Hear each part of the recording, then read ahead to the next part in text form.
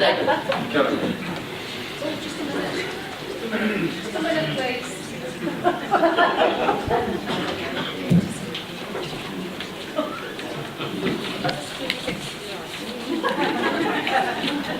Right. Ka pai. Ngā tangata whenua. Maupoka iwi, Tararua Maunga, Kia hoku waka. Tēnā koutou, tēnā koutou, tēnā koutou katoa. Kia ora, kia ora. To my fellow parliamentary colleagues, to my union brethren in the servos, great to see you there. To the members, candidates, former MPs, the workers, the heart and soul of the Labour Party in Region 3. It's just wonderful to have you here. Thank you so much for coming today.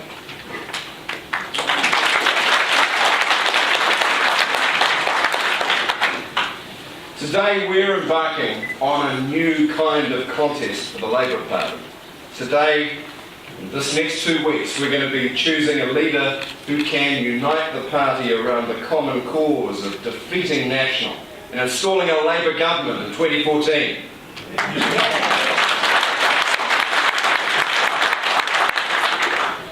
More than that, it's our task to choose a leader who can unite the country to get ourselves out of the economic and social stalemate that National has got New Zealand into. I believe that means somebody that's grounded in the struggles of ordinary working families at electorate level, but skilled also in making government work smarter, able to talk the language of business and technology experience around the world.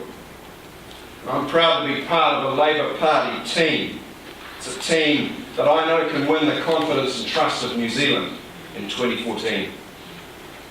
You know, the Kiwi dream has sadly become a nightmare in too many of our communities, especially for today's Kiwi kids, 250,000 of whom are growing up in poverty.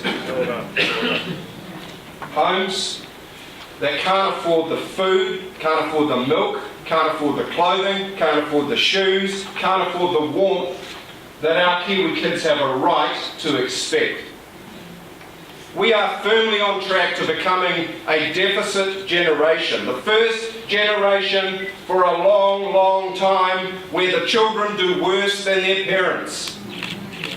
Worse in health, worse in education, worse in housing, worse in skills, and most of all, worse in terms of having the hope of making a decent life for themselves and their families right here in New Zealand. And that's why too many are leaving. You know, I'm proud of the platform, the policy platform that the Labour Party has pulled together. The wisdom, as they say, is in the collective. And I know that Labour is the best hope for restoring their dreams. We are the best hope for restoring their dreams. The evidence is, we know that fairer societies do better. They do better economically, they do better in terms of social outcomes, more care for the natural environment. We know that they attract and retain smart people. So we know that under a Labour government, New Zealand can do better. I wonder if any of you watched the Mind the Gap documentary on TV3 on Thursday night, right? You know, National's got no answer to those widening gaps, and there are many within National who don't even regard them as a problem. Instead, they see the gap as a helpful economic incentive to keep the workers hungry. Well, ladies and gentlemen, we mind the gap, right?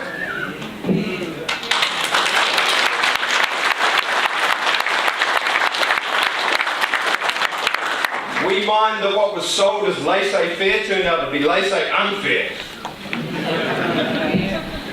We mind the gap between Auckland and Wellington and the regions. We mind the gap between our hopes and dreams for a better future and the sad reality of John Key's corrosive government. We mind the fact that the number of people unemployed just up the road in Palmerston North has increased 19% in the last year. That unemployment in the Manawatu-Wanganui region is a shocking 8.3%, and it's risen in the last 12 months. Why has it risen? because in this region, economic growth in the last year was just 0.3%, and in the last Labor government it averaged over 3%. Don't tell us Labor can't manage the economy. We've got a track record to prove it. And while we're at it, 9 years, 9 fiscal surpluses, national, 4 years, 4 deficits. Please, don't tell us how to run the economy. We've got a track record to be proud of.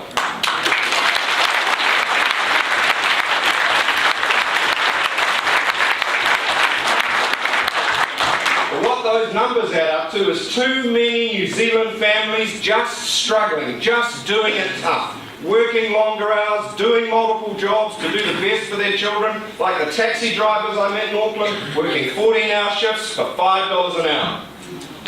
It's not right. It's not right. We want an immediate rise of the minimum wage to $15 an hour, and we're going to be working for a living wage.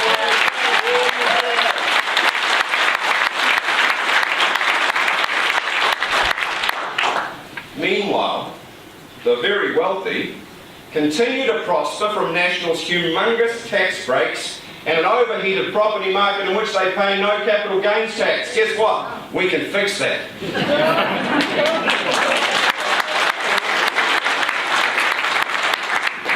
And while New Zealand's economy is spinning its wheels and not getting any traction, National blames the global financial crisis. Well, we blame it on the fact that Nationals ignored the fundamentals that can turn hard work and innovation into lasting, sustainable, job-rich growth. Things like investment in science and technology, things like investment in the manufacturing plants that made once Levin a great and proud place to live.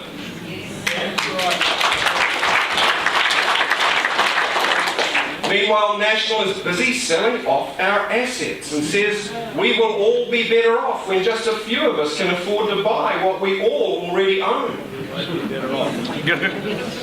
Well, let's look down the camera and say this. A Labor Party I lead reserves the right to defend those assets and will rule out no option to defend the national interest.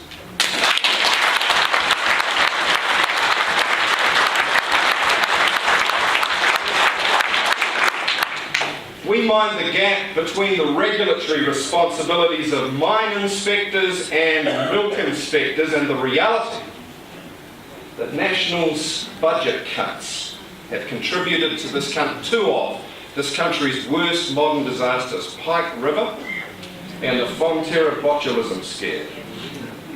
And as a result, both have undermined the international reputation of this country.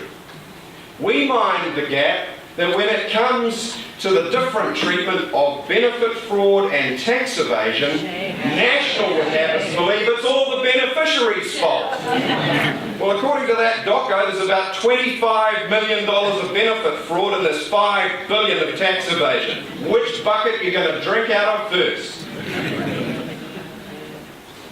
The documentary said there were 50 prosecutions for benefit fraud and 800 for tax evasion. They're still making $6 back on every dollar they spend chasing white-collar crime. Where does our mission start? Well, we mind the gap too for New Zealand's regional economies, because we've seen too many regional communities knocked about by job losses, reduced public services and economic policies that stifle investment. National has cut 85 jobs in the Manawatu in the last year and shifted them to Wellington. Meanwhile, they're spending money on a gold-plated expressway that nobody even wants.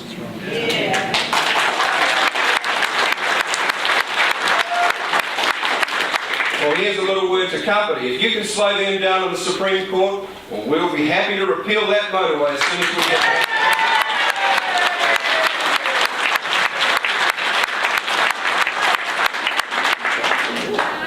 You know, I come from Auckland, sorry. But wait, there's good news. I was born in the Waikato and Te Aroha, grew up in Te Kuiti, moved to Pleasant Point in South Canterbury. I know what it's like growing up in small town New Zealand, a place where people know each other and look after each other. Let's get the spirit of small town New Zealand throughout all of New Zealand, eh? Yep, let's start with the Labor Party and make sure that these good colleagues of mine are part of a top team that takes our party forward together, takes out John Key and gives New Zealand back to its people.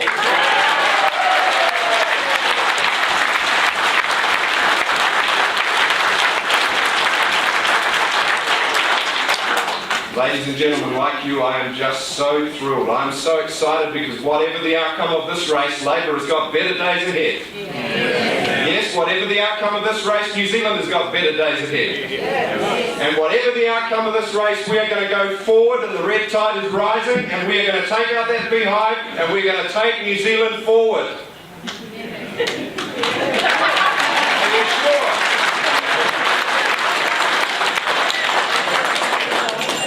It's been a great honour and privilege to be with you. I look forward to answering your questions. Thank you very much.